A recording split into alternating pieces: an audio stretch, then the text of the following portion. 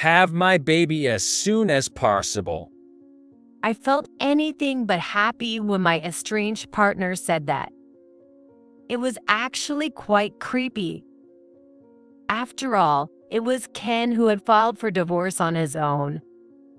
What an over-selfish person he is. As I remained silent, Ken, misunderstanding something, laughed out loud. You can't do anything without me, can you? What? I've remarried, though. Really? I couldn't help but laugh at Ken's absurd reaction. I never thought you were such a slut. Even such a comment didn't affect me. Don't ever contact me again. I unilaterally informed Ken and hung up without waiting for his reply. Kate, what's going on?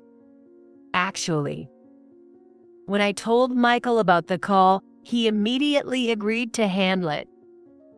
It turns out he had received another call from someone else and planned to deal with both together. As I looked forward to the comeuppance for those two who hurt me, I made myself a cup of tea.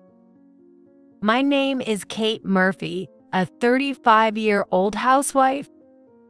After divorcing my ex-husband about 5 years ago, I remarried. Now I'm a mother of one. Since my marriage to my ex-husband was awful, I feel very happy now. I met my ex-husband, Ken, at a trading company reception where he approached me and we started dating. Many people around me were having arranged marriages, but my parents, having an only daughter, supported my relationship with Ken, wanting me to have a love marriage. After getting my parents' approval, we quickly got engaged and married within a year of dating. Ken was a bit bossy, but generally kind, and our married life went smoothly at first. However, about 6 months after we registered our marriage, his attitude changed completely. Hey, where's my dinner? What? I was confused by his sudden demand. Until yesterday, it had been, "What's for dinner today?" or "What shall we eat for dinner?" As I wondered what to respond, Ken raised his voice in irritation. I'm hungry. Hurry up and get me something to eat. But I haven't prepared anything yet. Hey, you're useless.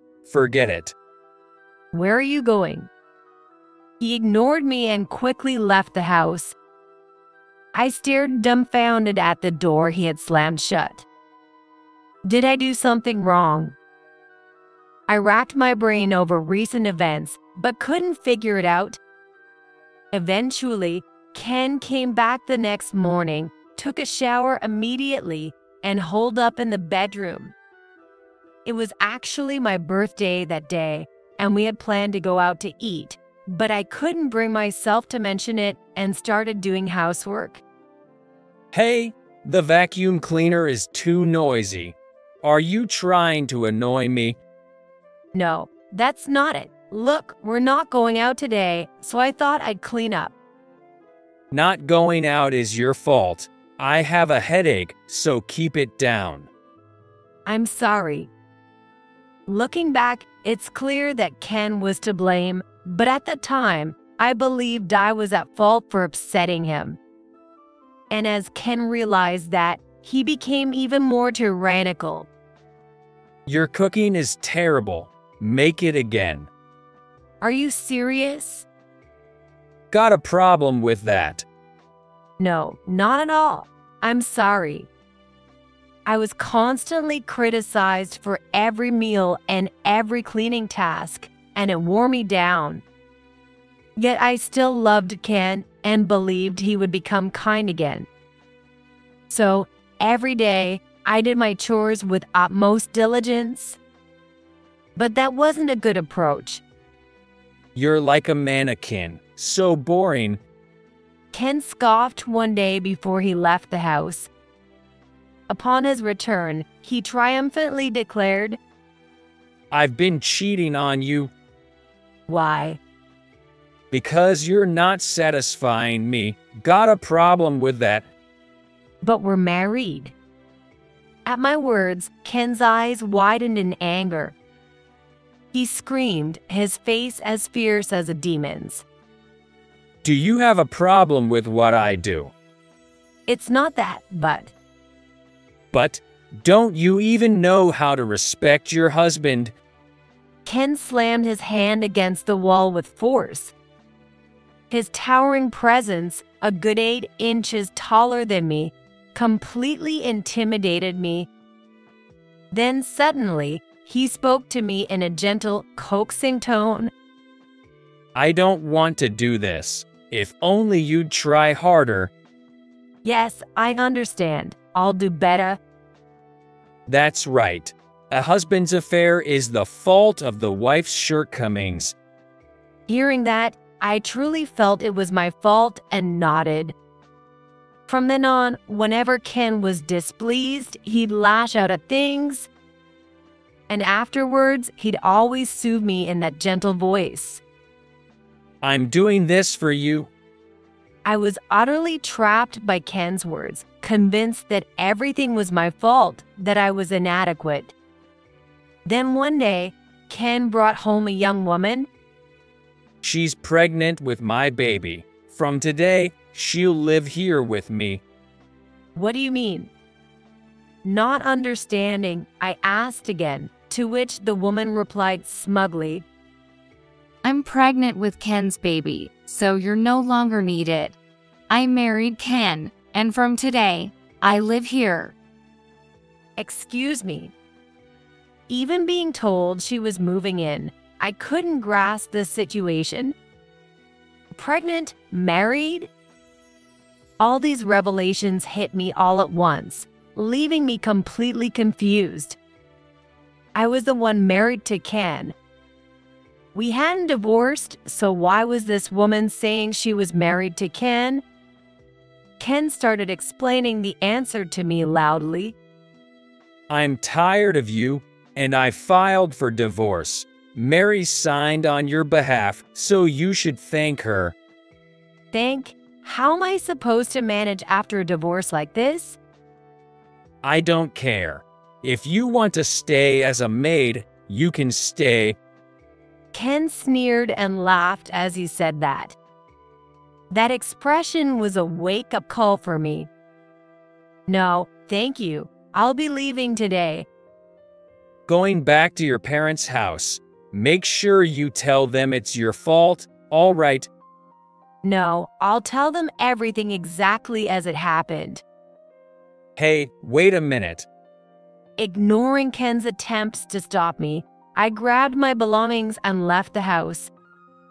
When I arrived at my parents' house, they were shocked and asked about the situation. I told them everything, sparing no details. My parents listened to the end and were furious alongside me. Together with my parents, we went straight to the lawyer at my father's company and filed for damages against Ken and Mary.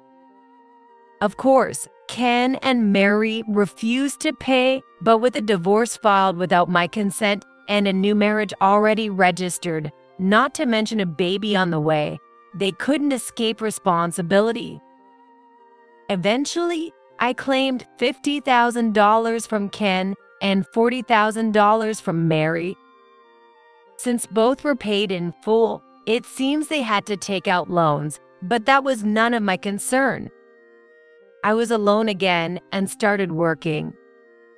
Initially, I considered going back to office work, but since I enjoyed household chores, I began taking housekeeping jobs privately through my parents' connections. At first, I had 1 or 2 clients, but thanks to word of mouth, I soon had daily requests. One of those clients was Michael Murphy. He was a wealthy man who traveled the world alone, delivering supplies and teaching children. As he was only home a few times a month, he gave me the keys to his house and requested my services. I initially refused, but after repeated requests, I agreed to clean his house a few times a month. Eventually, I was asked to clean while Michael was at home. Michael, who preferred simple things, and I had a lot in common and often had lively conversations. After living this way for about 2 years, Michael said something unexpected. I've fallen for you, Kate. Would you consider dating me with marriage in mind? Really? Michael was handsome and smart, and I thought there must be better women out there for him. I initially refused, but Michael didn't give up and kept inviting me on dates. I still remember how happy he looked when I agreed just once. Eventually, after going on a few dates, Michael formally proposed on our 4th date, and I agreed to start dating him. He quickly introduced me to his parents, openly stating we were dating with marriage in mind. My in-laws were very kind and didn't mind that I was divorced. After dating for a year, we remarried. 2 months later, I discovered I was pregnant. Our marriage was so smooth and peaceful that I quit my job, though reluctantly, to focus on home chores. Michael, already skilled in household work, often helped out. With a child on the way, Michael decided to stay in the U.S. However, he wanted to continue his charitable work, so he founded an organization, became its president, and got it running as a corporation in the U.S. to support children overseas. The happiness of Kate and our child is my top priority. Michael always said, and my parents cherished him too.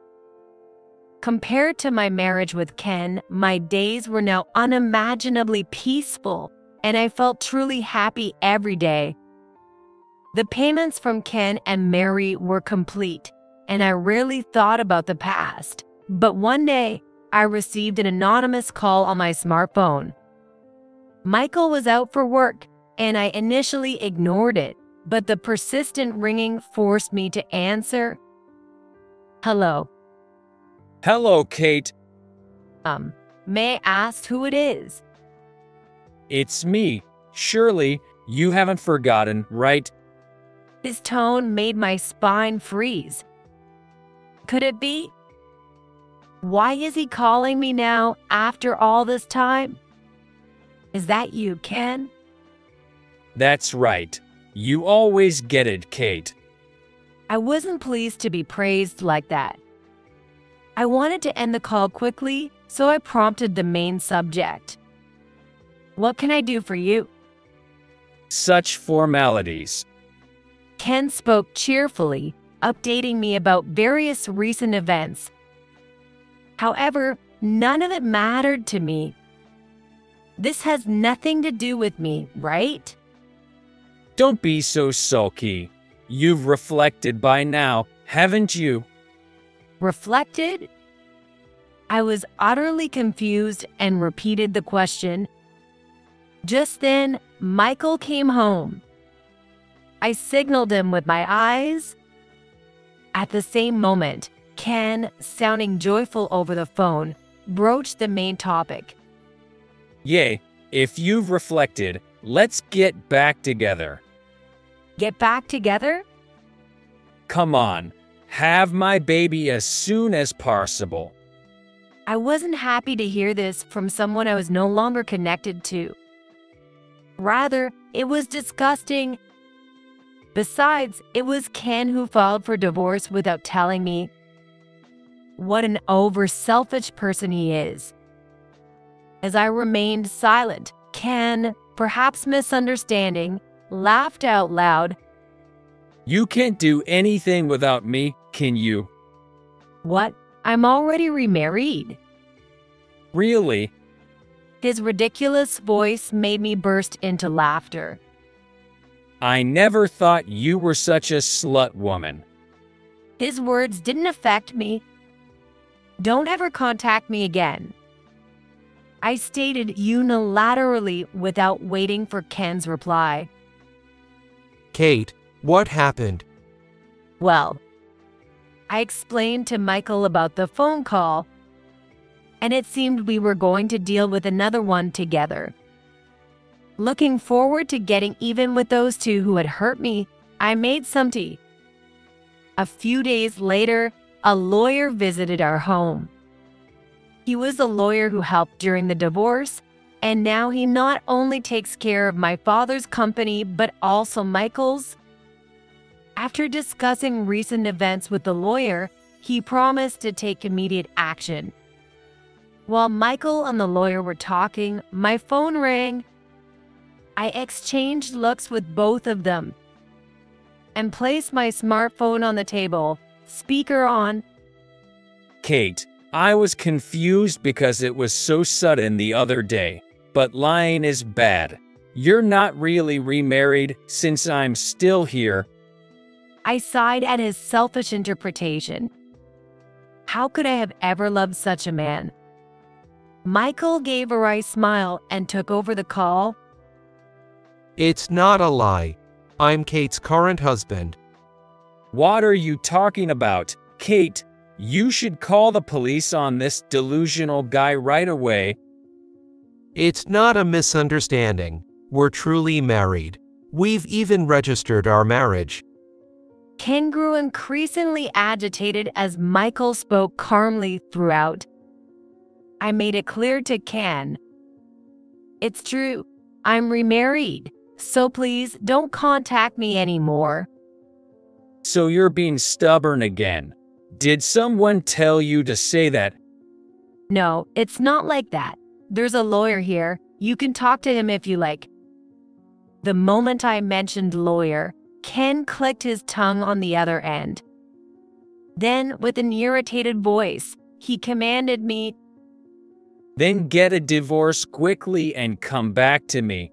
I'll forgive you if you grovel. I'm coming to get you tomorrow. Ken's utter lack of understanding gave me a headache. Then the lawyer spoke up calmly.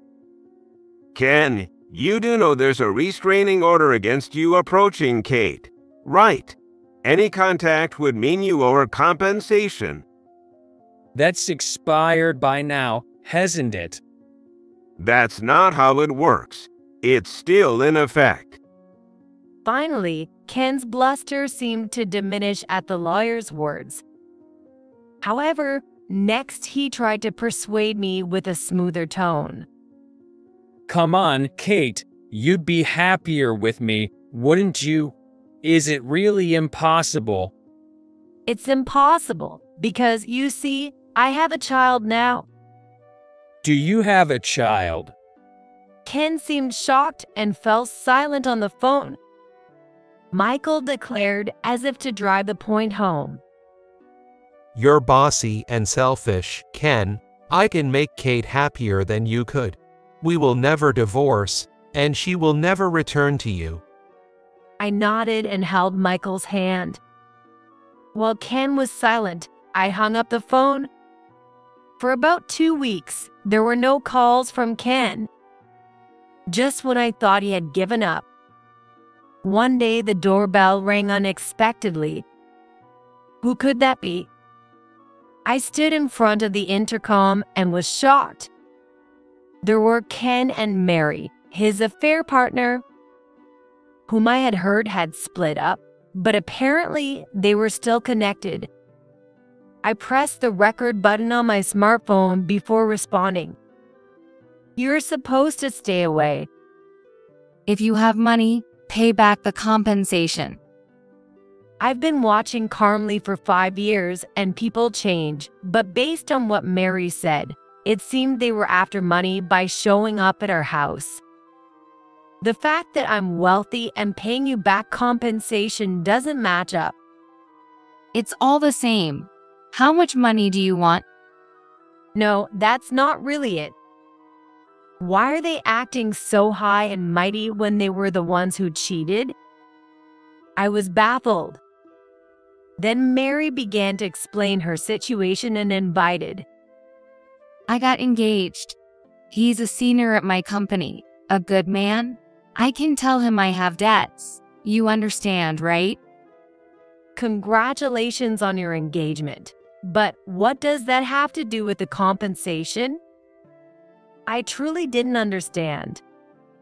But it seemed my attitude rubbed Mary the wrong way. That's why. I'll forgive the debt part, so just give back the money. You're not struggling with money, are you? I heard you're wealthy. Mary began to scream hysterically, and fear crept up on me. I doubt they can get in because of the auto lock, but what if they forcefully enter through the window?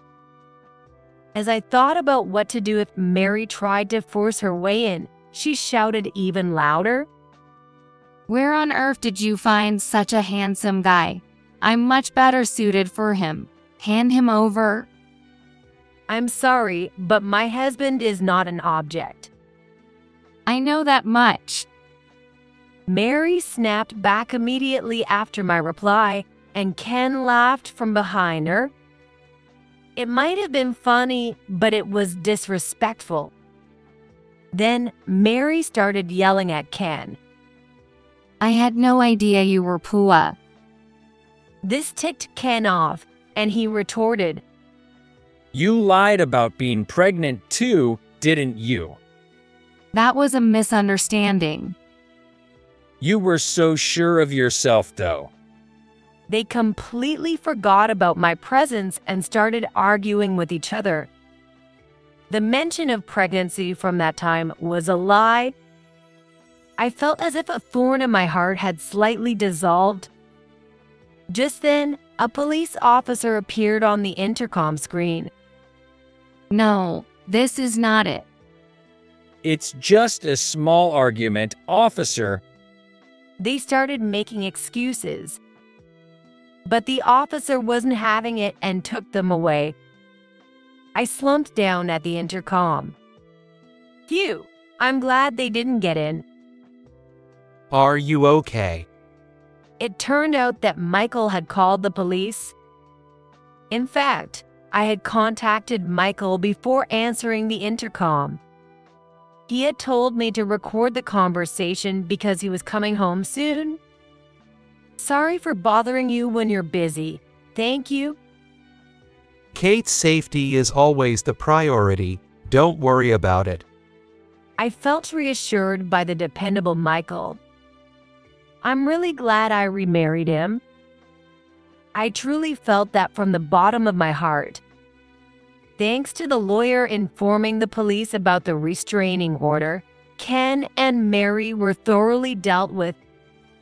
However, they started calling the lawyer daily, demanding money back.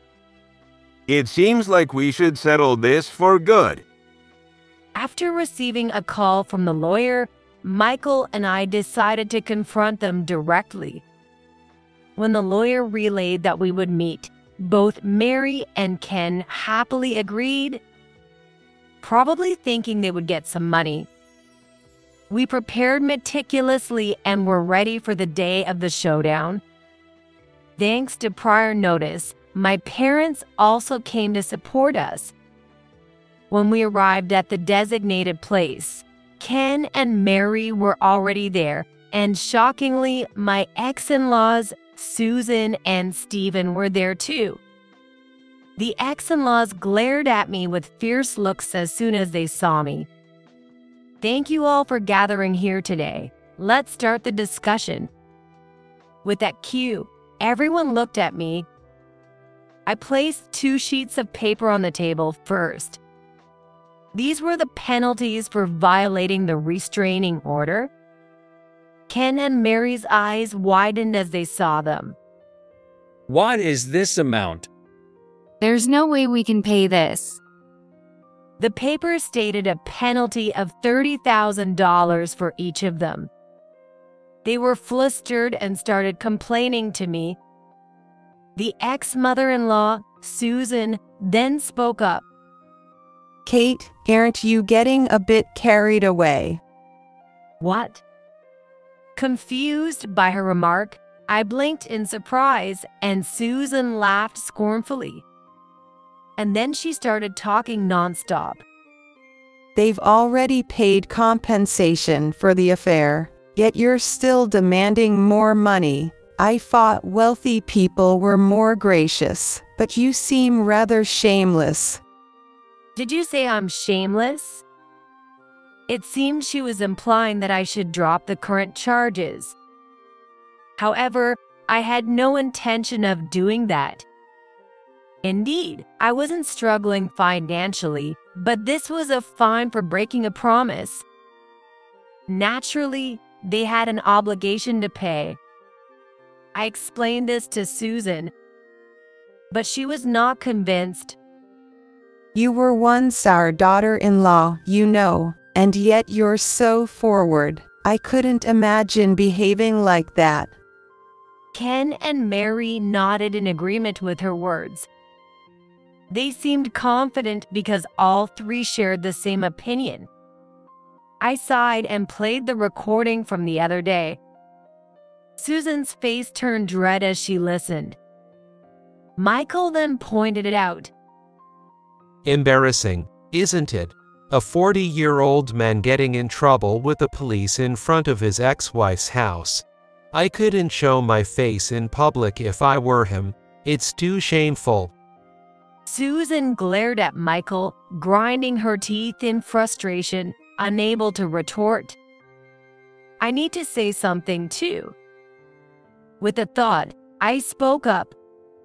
Well, at least nothing was damaged. It would have been a real problem if something like a statue had been broken. You know, that one is worth $800,000. $800,000. Susan turned pale at my words. Ken and Mary's mouths hung open in shock. That's when I realized something. I had never discussed my parents' assets with Ken. My parents' total assets are around $29 million, so it's not a big deal to us. But if there had been damages, Ken and Mary would have had a hard time. $29 million. You're kidding. Why would I need to lie? Convinced by my confident demeanor that my words were true, Ken hung his head, pale-faced. Mary, who had been watching, suddenly sparkled her eyes and spoke to Michael. So, Michael, you must be quite wealthy too, right? What? Michael expressed clear disgust, but Mary continued unabated. Indeed, Michael's total assets were similar to that of my parents. However, that was irrelevant to the current discussion. Then, why don't you dump such a demanding wife and marry me? I'm beautiful, and I'd look good in a dress. Indeed, Mary was still young and amiably beautiful. However, he looked at her coldly. No matter how beautiful you are, I would never be swayed. My wife is the most beautiful and dear to me in the world. It was somewhat embarrassing to be praised so openly. As I blushed, Mary glared at me resentfully. That's when I remembered something and told Mary. By the way, I met one of Michael's acquaintances recently. It turned out to be the president of your company, Mary. When I mentioned I knew you, he asked about our relationship, so I filled him in. What did you say? I properly explained that you were once married to my ex-husband but divorced quickly. At my words, Mary burst into tears. While I was just being honest, I felt the need to offer another piece of advice. Mary, did you cheat again? That's not good. Also, you really should accurately disclose your marital history. Otherwise, you can't build trust with your partner. What have you done to me? I only shared the truth, though. I replied with a smile. When Ken brought Mary along, it had hurt me deeply. A little payback like this seemed mild in comparison. Just then, Michael's phone rang. He answered it and spoke briefly before hanging up. Then he addressed Mary. Just now, the president called. He said to inform you that your engagement with his son has been called off. No, no way.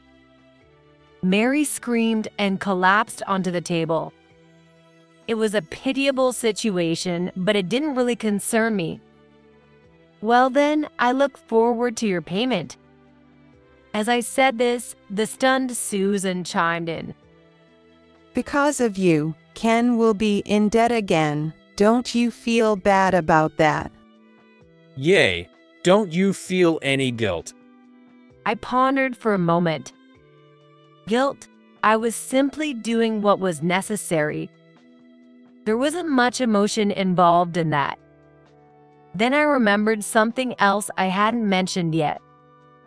Oh, that's right. Ken, my husband's company bought your company. He'll be visiting soon for an audit report. Do take care? No way. I don't lie, you know. I sought agreement from Michael, who nodded affirmatively. Seeing this, Ken slumped, seemingly out of energy to respond. However, Susan didn't give up and kept pressing. At that moment, the long-silent ex-father-in-law, Stephen, spoke up. Kate, I'm truly sorry. Please let me apologize on behalf of these two. He apologized deeply, catching me off guard. Throughout my marriage, Stephen had often criticized Ken's actions and Susan's snide remarks. It was him who insisted on paying the compensation, even if it meant going into debt. That's why I harbored no ill feelings towards him. Stephen, please don't apologize. It's all right. Let me apologize. As Stephen apologized, Susan looked at him in disbelief. I will make sure that the compensation is paid in full, even if it means taking out a loan. And I am going to divorce Susan. Divorce? Why? I can't stand your nonsense any longer. Susan turned pale and clung to him. But his decision was firm, and she soon realized it was futile and hung her head like Ken, ceasing to argue. Handle the divorce on your end, and we'll be fine as soon as we get the payment signed. Understood. Come on, both of you. Sign it now. Prompted by Stephen's stern voice, Ken and Mary reluctantly signed the payment agreement. Michael, my parents, and I verified the signatures before standing up to leave. Just before exiting the room, my silent parents spoke up. Weren't irreconcilable differences the reason for the divorce? Indeed, our values differ greatly. Therefore, we ask that you no longer involve yourselves with them. Our daughter, whom Ken hurt, is now very happy. If anyone intends to disrupt this happiness, be prepared. Feeling the love from both my parents, I was moved to tears. Holding my hand, Michael smiles at me. We left the situation to be handled by Stephen. Later on, the restraining order fine was successfully paid. I wondered how he managed it, but it didn't really matter. It seems that Ken lost his job due to an audit. He was caught slacking off during work hours and was generally incompetent. He seemed capable when we got married, but it turned out he had been dumping all his work on a junior who eventually got promoted while he was sidelined. As soon as his performance was rated poorly, he was the first to be encouraged to take early retirement. Ken accepted the early retirement, but his severance pay went towards paying off debts, so he's currently looking for another job, according to the grapevine. However, hardly any company in the same industry is willing to hire him, and he seems to be working part-time at a convenience store. After that, Mary truly broke off her engagement. It also came out that she had been cheating with another man, and she is being sued for damages. Unable to pay the settlements to me and her fiancé, she quit her job and now works at a night bar. She had always used her beauty as a weapon, and I thought she would continue doing so. But apparently, at 28, she's considered an old lady at the night spots, constantly struggling as the place hardly makes any money, and she also works a day job. I can't help but feel sorry for her as a fellow woman, but I think she brought it upon herself. Stephen actually got divorced and came to greet me once. He wished me happiness, and I was able to express my gratitude. Now, he has returned to his family's farm and is putting his energy into agriculture, hoping to stay healthy as long as possible. Incidentally, Susan, after being divorced by Stephen, has moved in with Ken. She has never worked in her life, so Ken is paying for all her expenses. She's quite a spendthrift, and according to Stephen, yelling can be heard from the house every day. I've safely given birth in the meantime. A beautiful girl was born. Michael is absolutely smitten and is taking care of her, allowing me to get plenty of rest. Moreover, Michael took paternity leave so we can care for her quite leisurely during the day. We have such happy times talking about this and that. My parents adore their first grandchild, and every time they visit, she gets new toys. Recently, because she had too many toys, we renovated a room into a toy room. Michael and I are talking about going on an overseas trip when our daughter gets a little older. Every day, I feel thrilled about our bright future, feeling truly blessed. Kate, it's almost time for breastfeeding. Okay, I'm coming. Today, Michael is taking care of everything except breastfeeding, so I can read at my leisure. After drinking some decaf tea, I stood up and headed to the living room. In the living room, my baby was crying, arching her back, and Michael, though struggling, looked blissfully happy. I couldn't help but smile at the picture-perfect scene of happiness. Why are you laughing at me? Just because. Saying that, I took the baby from Michael and began breastfeeding. I have a feeling that this happiness will continue forever. It's bright outside. Once breastfeeding is over, we should go for a walk, all three of us. I shared this thought with Michael and laughed.